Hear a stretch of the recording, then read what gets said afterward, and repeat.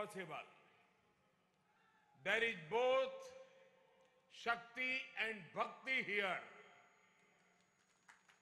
Great men and women such as Chatambi Swamikal, Sri Narayan Guru,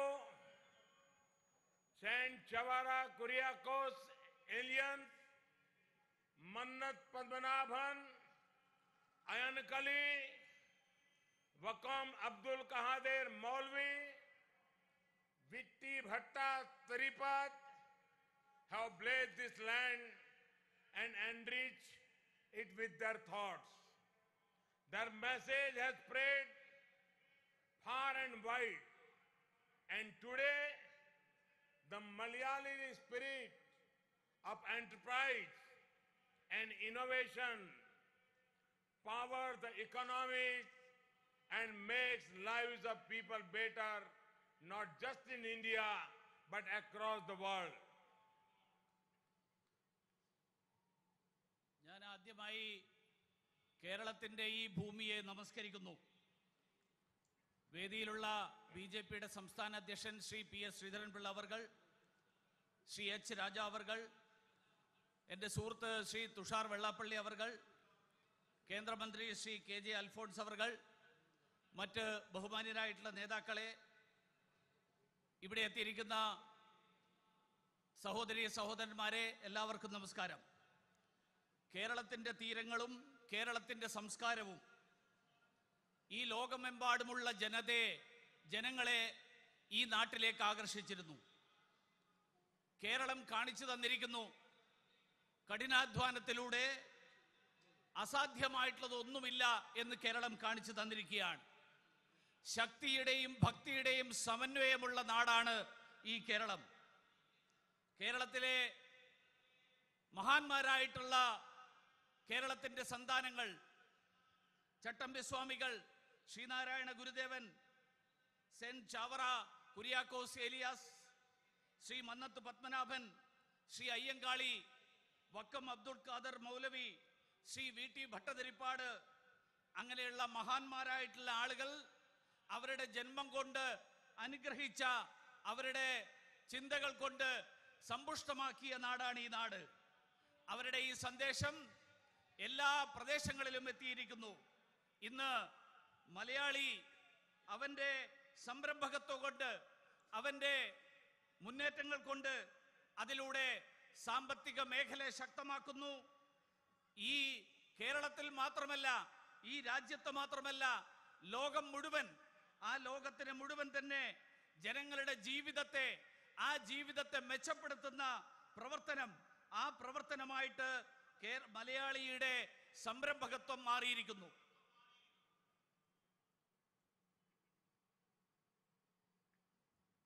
Friends, I'm happy to be in Kollam.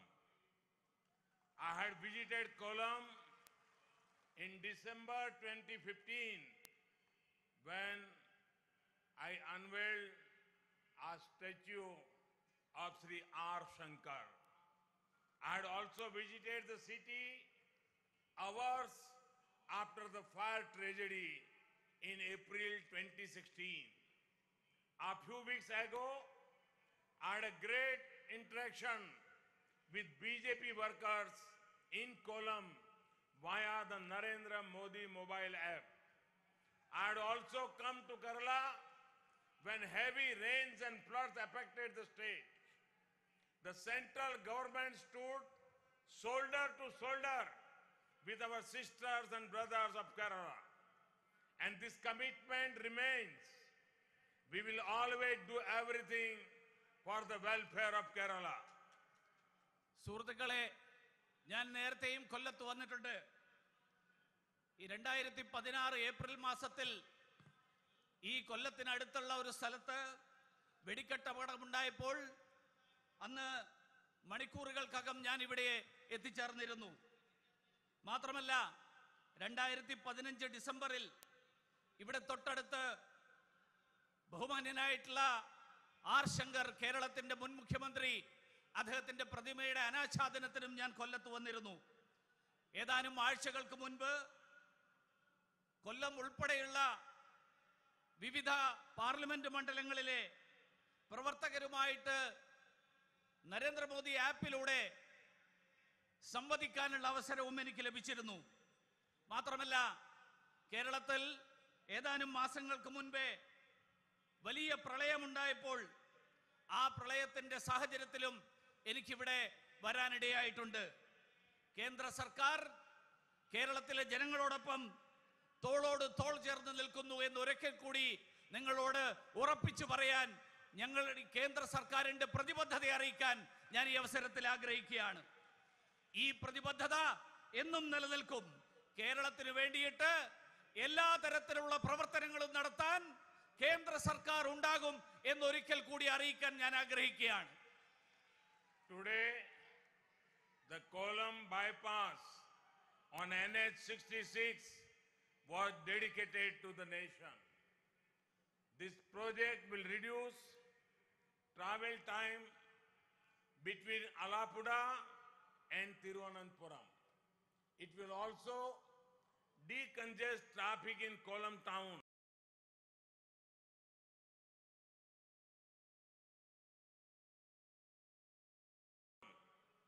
This project is a part of our focus to ensure next generation infrastructure. It will boost ease of living for the people of Kerala. ഇന്ന് ദേശീയപാത 66ന്റെ ഭാഗമായുള്ള കൊല്ലം bypass രാഷ്ട്രത്തിന് വേണ്ടി സമർപ്പിക്കുന്ന ചടങ്ങിൽ ഞാൻ സംബന്ധിച്ചിരുന്നു. ഈ bypass ആലപ്പുഴയും തിരുവനന്തപുരവും തമ്മിലുള്ള യാത്രാ സമയത്തിൽ വലിയ കുറവ് വരുത്തും. മാത്രമല്ല, കൊല്ലം നഗരത്തിലെ ഗതാഗത കുരുക്കിന് ശമനമുണ്ടാക്കാനും ഈ ദേശീയപാത സഹായിക്കും. ഇത് അടുത്ത തലമുറയ്ക്ക് വേണ്ടിയിട്ടുള്ള പശ്ചാത്തല വികസനത്തിന്റെ അതിനു വേണ്ടിയിട്ടുള്ള പദ്ധതികളുടെ ഭാഗമാണ്. അത് കേരളത്തിലെ ജനങ്ങളുടെ ആ ജീവിതം കുറെ കൂടി സുഖകരമാക്കുന്ന ഒരു പദ്ധതിയായിട്ട് മാറും എന്നുള്ള കാര്യത്തിൽ എനിക്ക് സംശയമില്ല. Friends, today India is growing rapidly.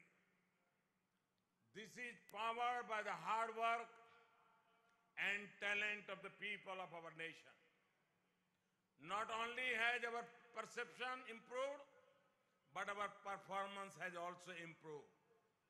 From economy to ease of doing business, and from startup to satellites, we are achieving great progress in each sector. ഇന്ന് രാജ്യം ദ്രുതഗതിയിൽ പുരോഗതിയിലേക്ക് നീങ്ങിക്കൊണ്ടിരിക്കുകയാണ്. ഇത് നമ്മുടെ നാട്ടിലെ ജനങ്ങളുടെ അധ്വാനം കൊണ്ട് മാത്രമല്ല, നമ്മുടെ നാട്ടിലെ ജനങ്ങളുടെ കഴിവുകൾ കൊണ്ട് മാത്രമല്ല ഈ വളർച്ച ഉണ്ടായിക്കൊണ്ടിരിക്കുന്നത്. നമ്മുടെ ഈ രാജ്യത്തെക്കുറിച്ചുള്ള ധാരണകൾ മാറിക്കൊണ്ടിരിക്കുന്നു. നമ്മുടെ കാര്യക്ഷമത വർദ്ധിച്ചുകൊണ്ടിരിക്കുന്നു. സാമ്പത്തിക മേഖലയിൽ നിന്ന് വിവിധ വ്യാവസായിക മേഖലകളിൽ പ്രവർത്തിക്കുന്നതിനുള്ള ആ സാഹചര്യങ്ങളിൽ സ്റ്റാർട്ടപ്പുകൾ, നമ്മുടെ പുതിയ സംരംഭങ്ങൾ, അവിടെ നിന്ന് തൊട്ട് ഉപഗ്രഹങ്ങൾ വരെ അങ്ങനെയുള്ള എല്ലാ മേഖലകളിലും വലിയ പുരോഗതി നമ്മൾ കൈവരിച്ചുകൊണ്ടിരിക്കുകയാണ്. Let me ask you some questions to highlight what has changed in the last 4 years. 4 years back, did anyone think that India could be the fastest growing economy? In 4 years, we have made the transition from being one of the fragile 5 nations to the fastest growing large economy. 4 years back, did anyone even think of improving ease of doing business rankings? In fact, this term was missing from the dictionary of policy makers. In 4 years, we have moved up from rank 142, rank 77, one of the fastest improvement in the world. 4 years back, did anyone even think that India could attract more FDI than China? ഞാൻ നിങ്ങളോട് ചില ചോദ്യങ്ങൾ ചോദിക്കാൻ ആഗ്രഹിക്കുകയാണ്. കഴിഞ്ഞ 4 വർഷങ്ങൾക്കിടയിൽ ഉണ്ടായിട്ടുള്ള മാറ്റം, ആ മാറ്റം എന്താണ് എന്ന് ഊന്നിപ്പറയാൻ വേണ്ടിയിട്ട് 4 വർഷങ്ങൾക്ക് മുൻപേ ആരെങ്കിലും ചിന്തിച്ചിരുന്നുവോ ഇന്ത്യ ഏറ്റവും വേഗതയിൽ പുരോഗമിക്കുന്ന ഒരു സാമ്പത്തിക ശക്തിയായി മാറും എന്നാരെങ്കിലും ചിന്തിച്ചിരുന്നുവോ? 4 വർഷങ്ങൾക്ക് മുൻപ്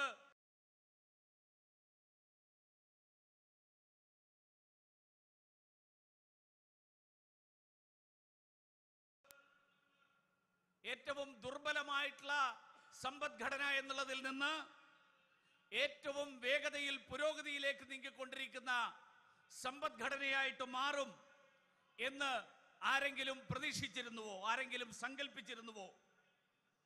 4 വർഷങ്ങൾക്ക് മുൻപ് നമ്മൾ ഇന്ന് വ്യാപാര വ്യവസായ മേഖലകളിൽ ആ മേഖലകളിൽ നടത്തിക്കൊണ്ടിരിക്കുന്ന ഇടപെടലുകൾ, അത് നടത്താനുള്ള സൗകര്യങ്ങൾ, ഈസ് ഓഫ് ഡൂയിങ് ബിസിനസ് എന്നുള്ളതിന്റെ അടിസ്ഥാനത്തിൽ രാജ്യത്ത് ലോകത്ത് 142-ൽ നിന്ന് 77-ലേക്ക് എത്തുന്ന തരത്തിൽ ഉണ്ടായിട്ടുള്ള വളർച്ച, ഒരുപക്ഷെ നയരൂപീകരണം നടത്തിയിരുന്ന ആളുകളുടെ നിഘണ്ടുവിൽ ഈ പദം തന്നെ അന്ന് അപ്രത്യക്ഷമായിരുന്നു. അങ്ങനെ ഒരു മാറ്റം ആരെങ്കിലും പ്രതീക്ഷിച്ചിരുന്നുവോ? നമ്മൾ ലോകത്തിലെ ഏറ്റവും വേഗതയിലുള്ള മുന്നേറ്റം കൈവരിക്കുന്ന സമ്പദ്ഘടന എന്നുള്ള നിലയിലുള്ള സ്ഥാനം, ആ സ്ഥാനം നമുക്ക് കൈവരിക്കാൻ സാധിച്ചിരിക്കുന്നു. ആരെങ്കിലും പ്രതീക്ഷിച്ചിരുന്നുവോ 4 വർഷം മുമ്പ് ചൈനയേക്കാൾ കൂടുതൽ വിദേശ നിക്ഷേപം, ആ നിക്ഷേപം ആകർഷിക്കാൻ കഴിയുന്ന രാജ്യമായിട്ട് ഭാരതത്തിന് മാറാൻ കഴിയും എന്നാരെങ്കിലും 4 വർഷം മുമ്പ് പ്രതീക്ഷിച്ചിരുന്നുവോ? In 4 years, India has passed China in attracting foreign direct investment. 4 years back, did anyone think that India could become a mobile manufacturing hub? In 4 years, the number of mobile manufacturing units has gone up from 2 to over 127. 4 years back, did anyone think that India could be a global leader in startups? In 4 years, India is home to one of the biggest startup ecosystem in the world.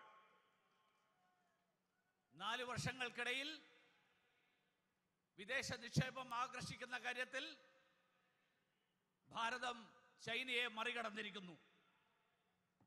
4 വർഷം മുമ്പ് ആരെങ്കിലും സങ്കല്പിച്ചിരുന്നുവോ India mobile നിർമ്മാണത്തിന്റെ ഏറ്റവും വലിയ കേന്ദ്രമായിട്ട് മാറുമെന്ന് ആരെങ്കിലും സങ്കല്പിച്ചിരുന്നുവോ?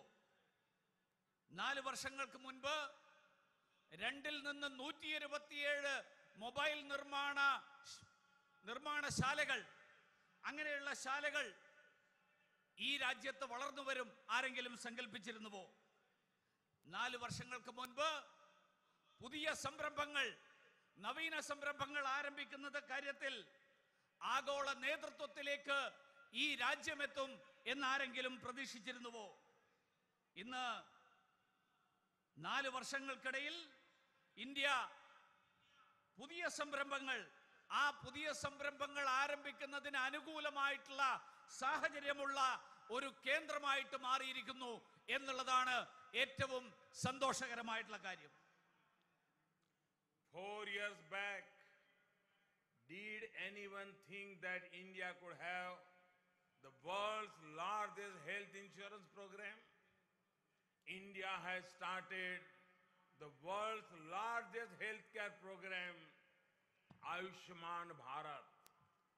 It is serving more than 50 crore people, which is more than the combined population of America, Mexico, and Canada.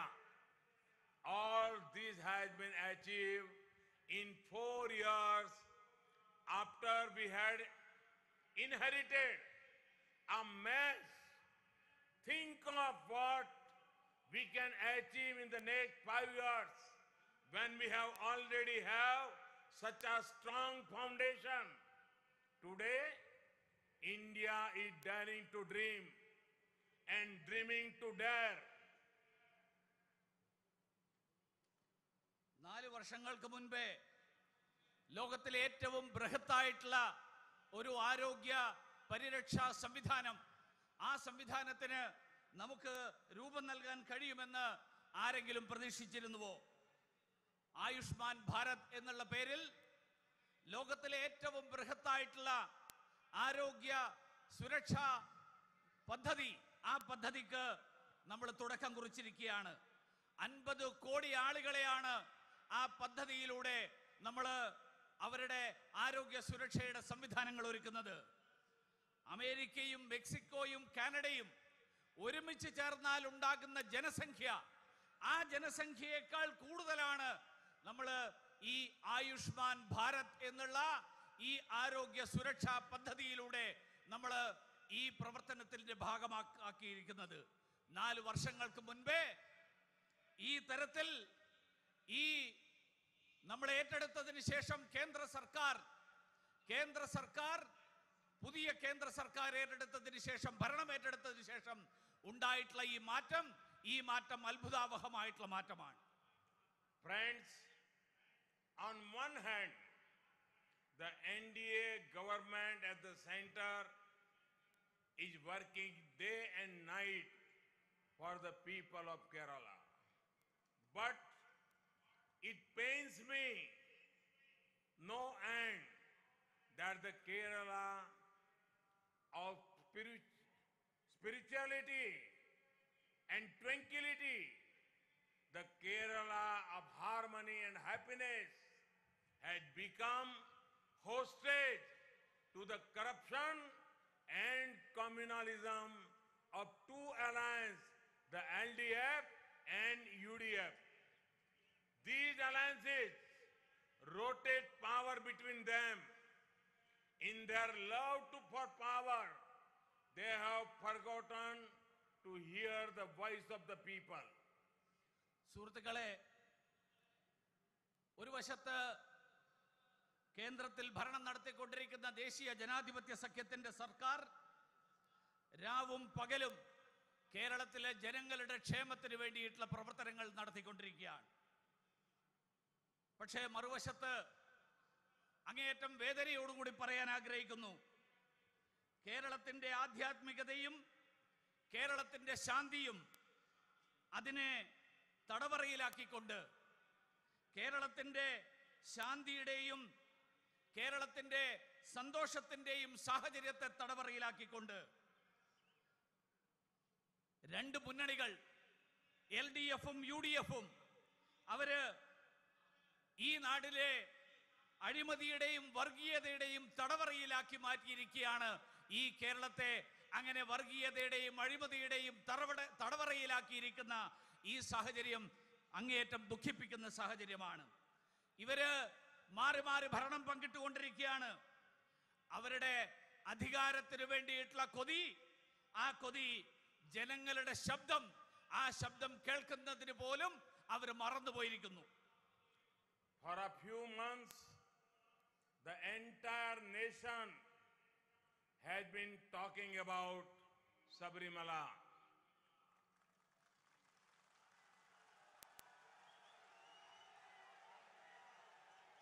The conduct of Kerala's LDF government on the Sabarimala issue will go down in history as one of the most shameful behaviors by any party and government. We knew that the communists do not respect Indian history, culture, and spirituality. But Nobody imagined they would have such hatred. കുറച്ചു മാസങ്ങളായിട്ട് ഈ രാജ്യം മുഴുവൻ ശബരിമലയെ കുറിച്ച് ചർച്ച ചെയ്തുകൊണ്ടിരിക്കുകയാണ്. കേരളത്തിലെ ഇടതുപക്ഷ സർക്കാർ ശബരിമല വിഷയത്തിലെടുത്ത നിലപാട് ഒരു സർക്കാരോ പാർട്ടിയോ എടുത്തിട്ടുള്ള നിലപാടുകളിൽ ഏറ്റവും ലജ്ജാകരമായിട്ടുള്ള, ഏറ്റവും നാണം കെട്ടിട്ടുള്ള നിലപാടാണ് എന്നുള്ളത് ചരിത്രം രേഖപ്പെടുത്തും.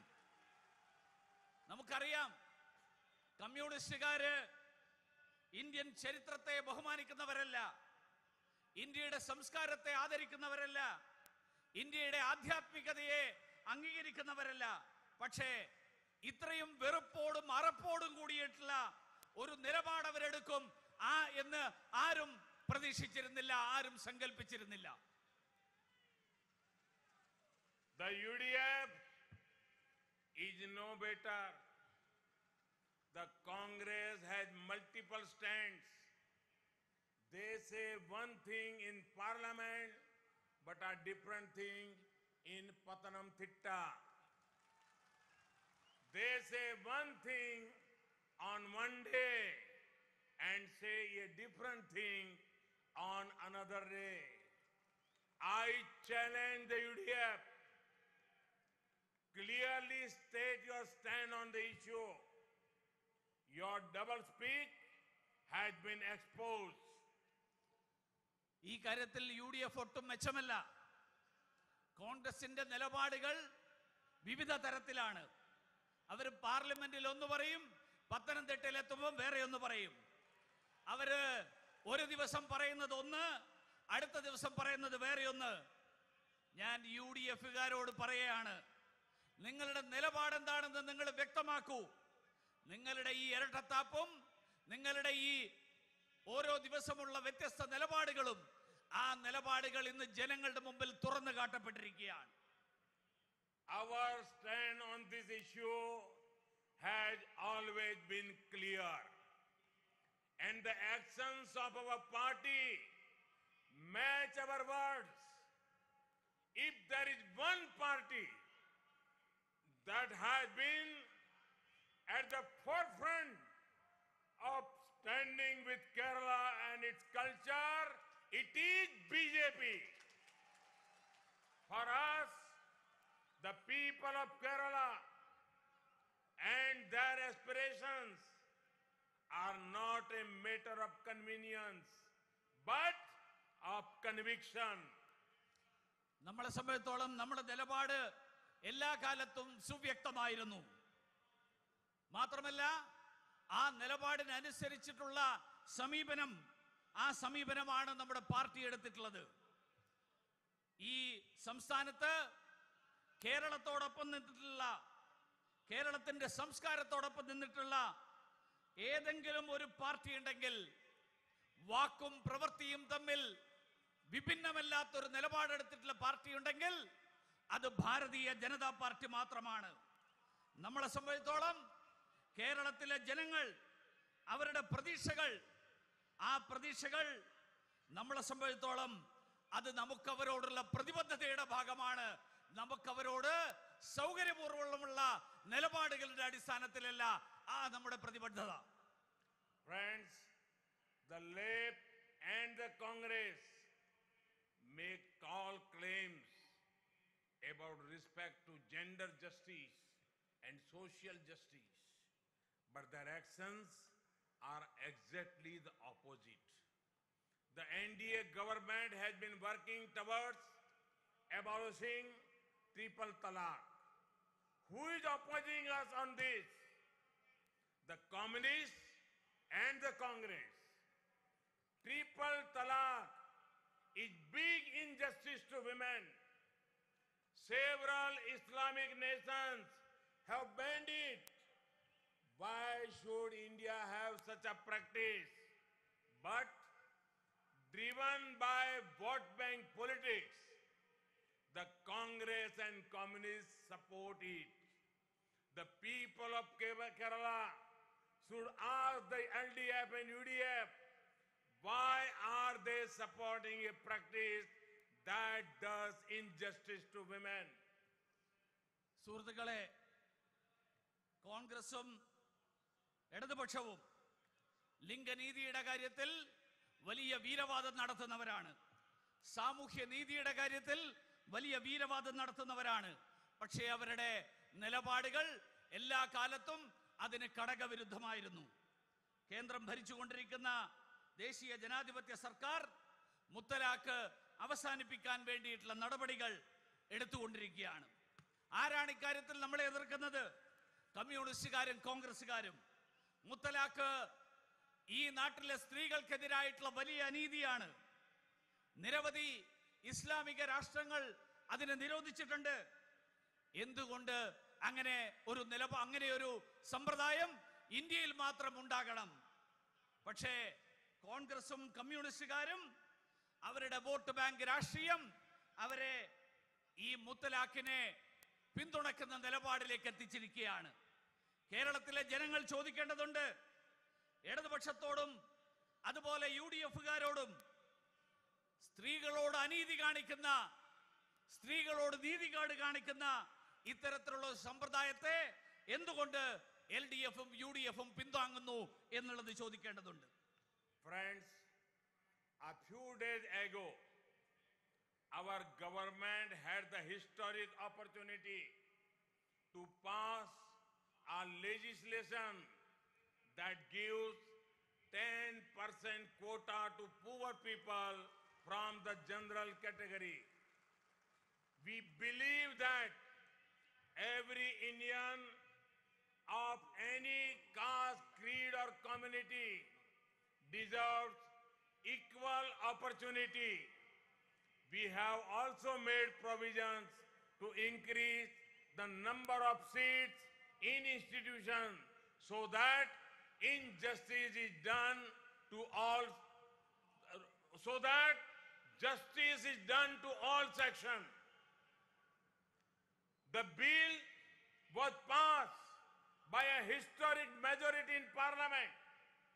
But do you know that in the Lok Sabha, 3 MPs voted against it? Do you know which party opposed it tooth and nail? It is the IUML, Muslim League, the second largest partner of the UDF. We want to work towards social justice, but the UDF does not agree with us. ഏതാനും ദിവസങ്ങൾക്ക് മുൻപ് ഒരു ചരിത്രപരമായിട്ടുള്ള ഐതിഹാസികമായിട്ടുള്ള ഒരു നിയമനിർമ്മാണം നടത്താനുള്ള അവസരം നമ്മുടെ കേന്ദ്ര സർക്കാരിന് കിട്ടി. ഈ നാട്ടിലെ പൊതുസമൂഹത്തിൽ നിന്നുള്ള 10% സംവരണം, പൊതുസമൂഹത്തിലുള്ള പാവപ്പെട്ടവരായിട്ടുള്ള ആളുകൾക്ക് 10% സംവരണം നൽകാനുള്ള തീരുമാനം. നമ്മൾ വിശ്വസിക്കുന്നു ഓരോ ഭാരതീയനും സമുദായത്തിന്റെയും ജാതിയുടെയും സമൂഹത്തിന്റെയും വംശത്തിന്റെയും അതിർവരമ്പുകൾക്കപ്പുറത്ത് തുല്യമായിട്ടുള്ള അവസരങ്ങൾ ഉണ്ടാകണം എന്ന് നമ്മൾ ആഗ്രഹിക്കുന്നു. അതുകൊണ്ട് തന്നെ എല്ലാവരോടും നീതി ലഭിക്കുക, എല്ലാ വിഭാഗങ്ങൾക്കും നീതി ലഭിക്കുക എന്നുള്ള ലക്ഷ്യത്തോടുകൂടി വിവിധ സ്ഥാപനങ്ങളിലെ സീറ്റുകൾ അത് വർദ്ധിപ്പിക്കാനുള്ള നടപടികളും നമ്മൾ എടുത്തിട്ടുണ്ട്. പാർലമെന്റിൽ ഐതിഹാസികമായിട്ടുള്ള ഭൂരിപക്ഷമാണ് ഈ ബില്ലിന് ലഭിച്ചത്. പക്ഷെ നിങ്ങൾക്കറിയാമോ, 3 MPമാര് അതിനെതിരായിട്ട് ലോക്സഭയിൽ വോട്ട് ചെയ്തു.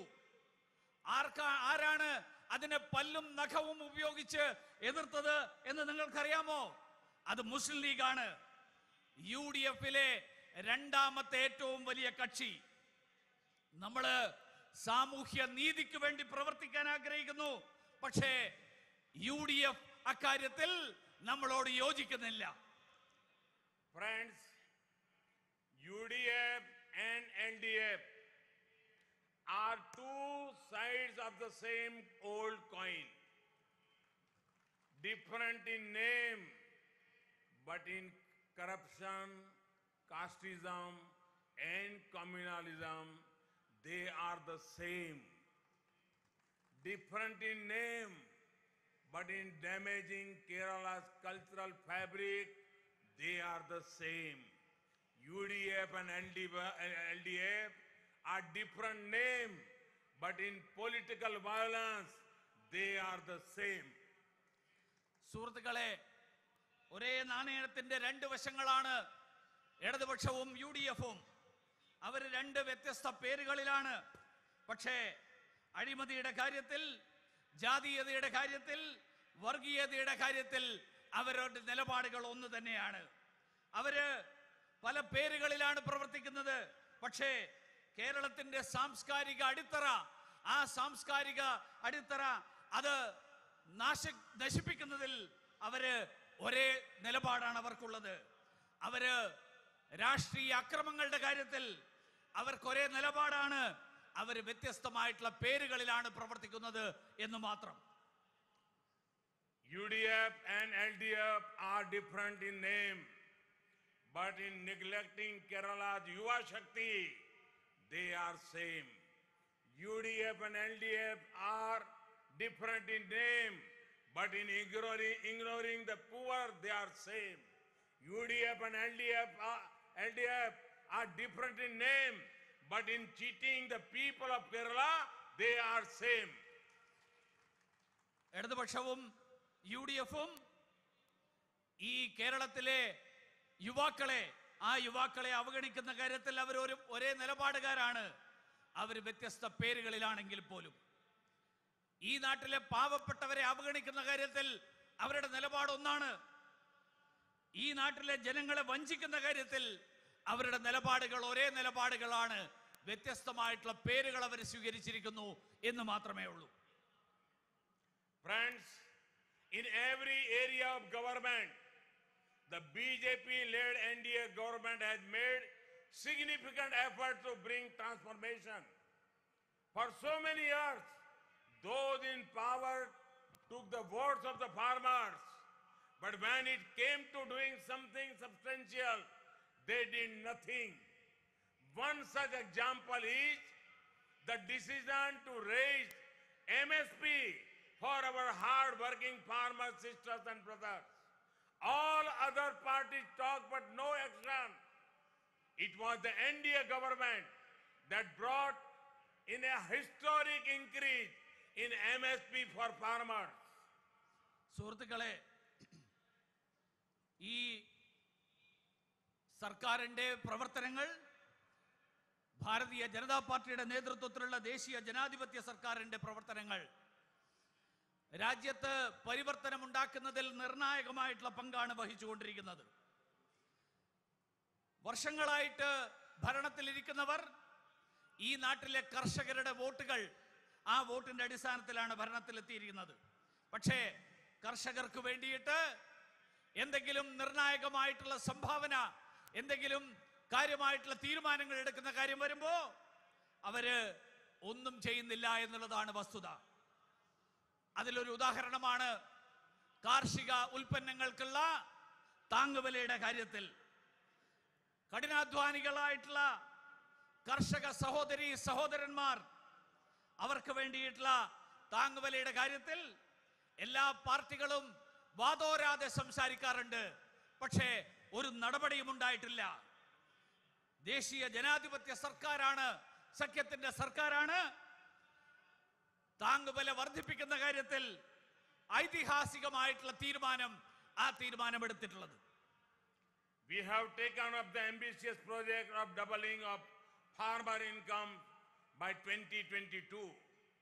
This includes taking care of all aspects of the farmer welfare, from ensuring better credit to better irrigation facilities, from integrating latest technology in agriculture to providing more markets for the farmers. It is not a coincidence that the moment BJP government left office in Madhya Pradesh and Rajasthan, lines of urea began. Farmers in Kerala too are suffering. നമ്മൾ കർഷകരുടെ വരുമാനം ഇരട്ടിയാക്കാൻ വേണ്ടിയിട്ട് 2022 കർഷകരുടെ വരുമാനം ഇരട്ടിയാക്കാനുള്ള ഒരു വലിയ പദ്ധതി, ആ പദ്ധതിക്ക് രൂപം കൊടുത്തിരിക്കുകയാണ്. കർഷകരുടെ ക്ഷേമത്തിന് വേണ്ടിയിട്ടുള്ള പദ്ധതികൾ, അവർക്ക് വായ്പ ലഭ്യമാക്കാൻ, ജലസേചന സൗകര്യങ്ങൾ ലഭ്യമാക്കാൻ, അത്യാധുനികമായിട്ടുള്ള സാങ്കേതിക വിദ്യയെ കൃഷിയുമായിട്ട് സംയോജിപ്പിക്കാൻ, കൂടുതൽ വിപണികൾ ലഭ്യമാക്കാൻ, ഇതിനൊക്കെ വേണ്ടിയിട്ടുള്ള ആസൂത്രണം കേന്ദ്ര സർക്കാർ നടത്തിക്കൊണ്ടിരിക്കുകയാണ്. ആകസ്മികമായിട്ടുള്ള കാര്യമല്ല. മധ്യപ്രദേശിലും രാജസ്ഥാനിലും ഭാരതീയ ജനതാ പാർട്ടിയുടെ സർക്കാർ ഭരണമൊഴിഞ്ഞതിന് തൊട്ടു പിന്നാലെ തന്നെ യൂറിയക്ക് വേണ്ടിയിട്ടുള്ള വലിയ ആ ക്യൂ നമുക്കിപ്പോ കാണാൻ കഴിയും. കേരളത്തിലെ കർഷകരും അങ്ങേയറ്റം വിഷമതയിലാണ്.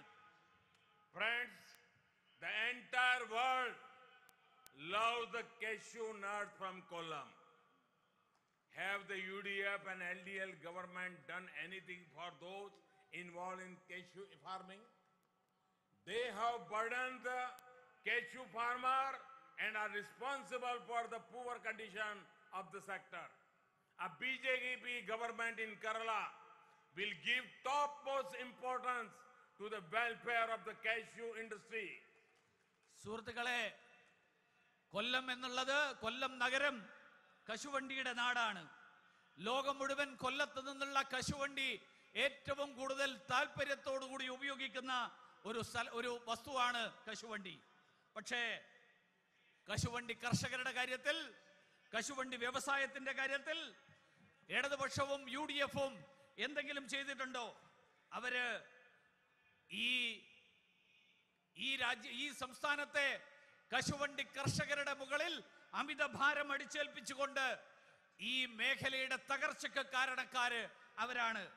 കേരളത്തില് ഭാരതീയ ജനതാ പാർട്ടിയുടെ സർക്കാർ രൂപീകരിച്ചാൽ ഏറ്റവും മുൻതൂക്കം നൽകിക്കൊണ്ട് നടപ്പിലാക്കുന്ന പദ്ധതികളിൽ ഒന്ന് കശുവണ്ടി വ്യവസായ മേഖലയുടെ ക്ഷേമത്തിന് വേണ്ടിയിട്ടുള്ള പദ്ധതികളായിരിക്കും. Friends, the path we are following is inspired by Sabka Saath, Sabka Vikas. The NDA government is a government for each and every Indian. We are sensitive to the well-being of our sisters and brothers from Kerala in the Gulf.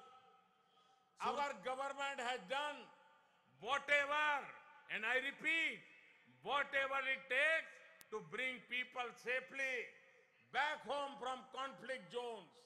When nurses from India were captured by ISIS, we did everything possible to bring them back.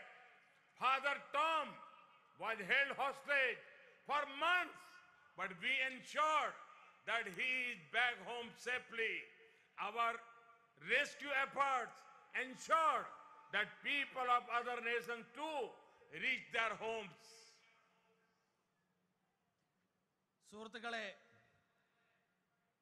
നമ്മൾ അനുവർത്തിച്ചിരിക്കുന്ന പാത എല്ലാവരോടൊപ്പം എല്ലാവർക്കും വികസനം എന്നുള്ള മന്ത്രത്തിന്റെ പാതയാണ്.